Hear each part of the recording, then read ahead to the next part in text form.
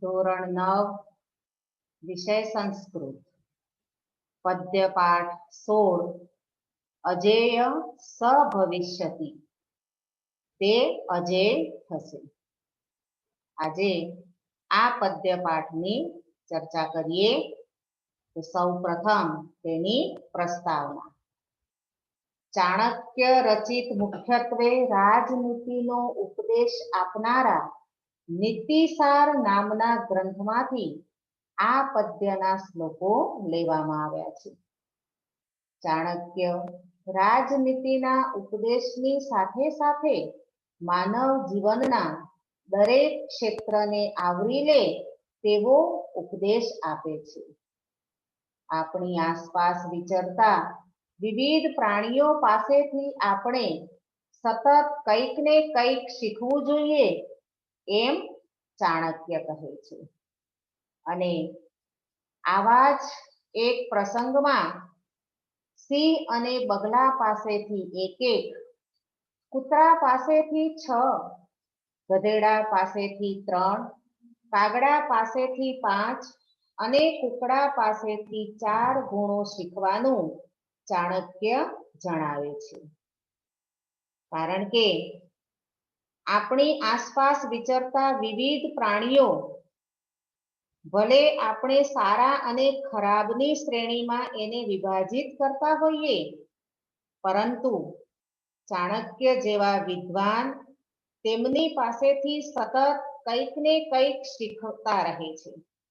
અને આ પ્રાણીઓ પાસેથી અહીં 20 ગુણો જે છે એ 20 ગુણો આપણે જાણી લેવા જોઈએ અને તે 20 ગુણોનું આપણે આપણા જીવન વ્યવહારમાં આચરણ કરીએ તો આપણે અજેય બની શકીએ છીએ, વિજય પ્રાપ્ત કરી શકીએ છીએ।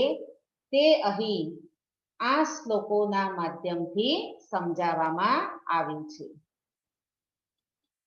પ્રથમ શ્લોક સિંહાત એકમ બકાત એકમ શર્ત શુનઃ ત્રીણી ગદર્ભાત વાયસાત પચ્ચ શિક્ષેત ચત્વારી કુક્કુટાત અપી।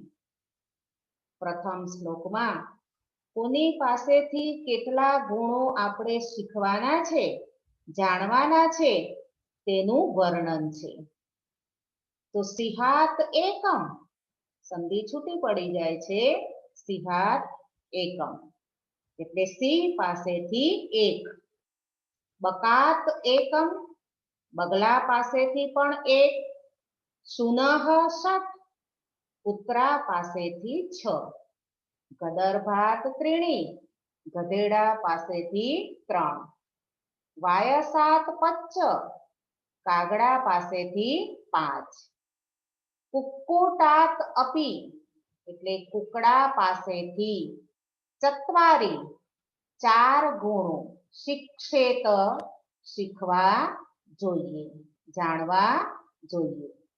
તો અનુવાદ થયો, માણસે સિંહ પાસેથી 1, બગલા પાસેથી 1, કૂતરા પાસેથી 6, ગધેડા પાસેથી 3, કાગડા પાસેથી 5 અને કુકડા પાસેથી 4 ગુણો શીખવા જોઈએ। હવે બીજા શ્લોકમાં સિંહ પાસેથી કયો એક ગુણ આપણે શીખવાનો છે, લેવાનો છે તેનું વર્ણન। પ્રભુતમ અલ્પકાર્ય વા યો નરઃ કર્તુમ ઇચ્છતિ સર્વારંભેન તત્કુર્યાત સિંહાત એકમ પ્રકીર્તિતમ।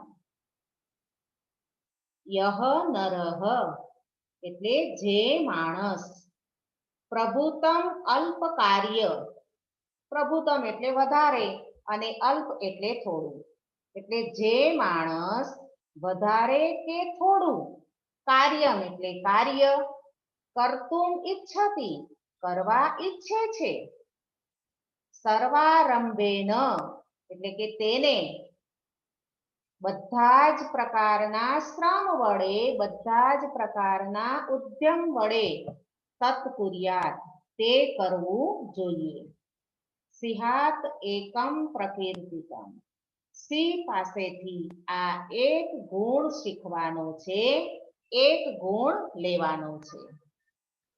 અનુવાદ થયો, જે માણસ વધારે કે ઓછું કાર્ય કરવા ઈચ્છે છે તેને બધા જ પ્રકારના શ્રમ વડે, બધા જ પ્રકારના ઉદ્યમ વડે તે કાર્ય કરવું જોઈએ.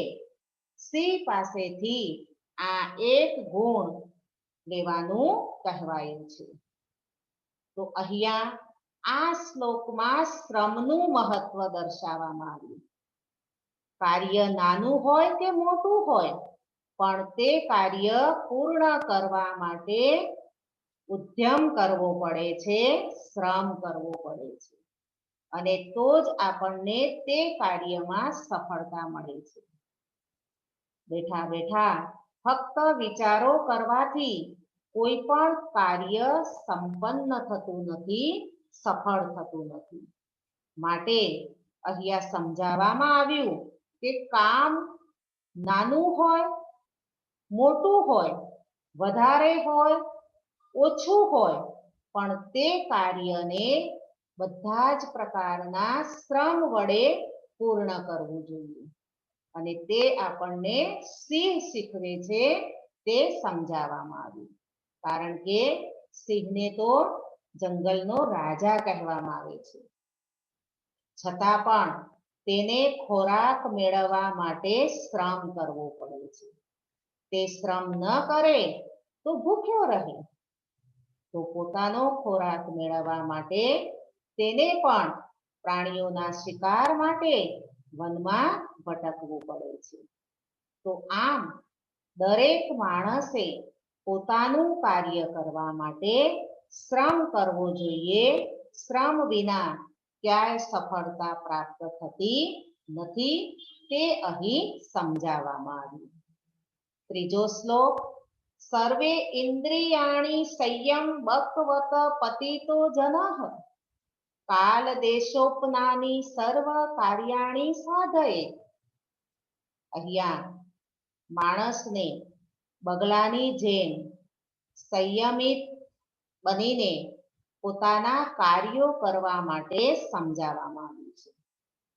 તો સર્વે ઇન્દ્રિયાણી સંયમ એટલે કે બધી જ ઇન્દ્રિયોને સંયમિત કરીને, બકવતઃ એટલે બગલાની જેમ, પતિતઃ જનઃ પડેલા માણસે, એટલે સમજદાર માણસે. કેવો માણસ? તો સમજદાર માણસે. કાલ દેશોપનાની એટલે કાળ અને દેશના સંદર્ભમાં જ સર્વ કાર્યાણી સાધયેત, બધા જ કાર્યો સિદ્ધ કરવા જોઈએ. તો અનુવાદ થયો, બધી ઇન્દ્રિયોને સંયમિત કરીને બગલાની જેમ સમજદાર માણસે કાળ અને દેશના સંદર્ભમાં જ બધા કાર્ય સિદ્ધ કરવા જોઈએ, પૂર્ણ કરવા જોઈએ. તો માણસે અહીં પોતાનું કાર્ય સિદ્ધ કરવા માટે પોતાના જીવનકાળમાં, પોતાની જીવન યાત્રામાં સફળ થવા માટે એકાગ્રતાનો ગુણ શીખવો જોઈએ, તે સમજાવવામાં આવ્યું છે.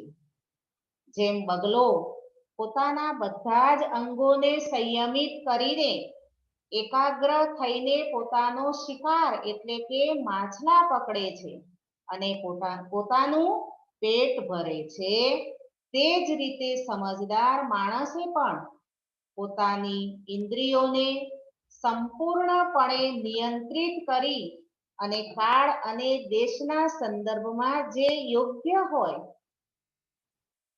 તે કાર્ય સિદ્ધ કરવું જોઈએ અને સફળ થવું જોઈએ, તે અહીં ભાવ રજૂ કરવામાં આવ્યો. આ શ્લોક વિચાર વિસ્તારમાં પૂછાય છે, તો તેને તૈયાર કરવો. પ્રાપ્તાસી સ્વલ્પ સંતુષ્ટ સુનિદ્ર શીઘ્ર ચેતન પ્રભુ ભક્ત ચ સુરશ્ચ જ્ઞાતવ્યા સ્વગુણા હિ ષટ. અહીં કૂતરા પાસેથી 6 ગુણો જાણવા જોઈએ, પ્રાપ્ત કરવા જોઈએ તે સમજાવ્યું છે. તો કયા 6 ગુણો છે? તો પ્રાપ્તાશી એટલે મેળવેલું ખાનાર, સ્વલ્પ સંતુષ્ટ થોડામાં સંતોષ માનનાર, સુનિંદ્ર એટલે સારી રીતે ઊંઘનાર, શીઘ્ર ચેતન ઝડપથી જાગી જનાર, પ્રભુ ભક્ત ચ સુરશ્ચ એટલે સ્વામી ભક્ત, વફાદાર અને શૂરવીર, સ્વ એટલે કૂતરાના, ષટ 6 ગુણા જ્ઞાતવ્યા એટલે ગુણો જાણવા જોઈએ. તો અનુવાદ થયો, મેળવેલું ખાનાર, થોડામાં સંતુષ્ટ રહેનાર, સારી રીતે ઊંઘનાર અને ઝડપથી જાગી જનાર, સ્વામી ભક્ત અને બહાદુર, આ 6 કૂતરાના ગુણોને જાણવા જોઈએ. આપણે સૌ જાણીએ છીએ કે કૂતરો એ વફાદાર પ્રાણી છે. એના માલિકને તે હંમેશા વફાદાર રહે છે. તો આ 6 ગુણો આપણા જીવનમાં આપણે પણ ઉતારવા જોઈએ, તે અહીં સમજાવવામાં આવ્યું. તો 4 શ્લોકોનો અનુવાદ અહીં સમજ્યા. બાકીના 4 શ્લોકોનો અનુવાદ ભાગ 2માં સમજીશું. અસ્તુ.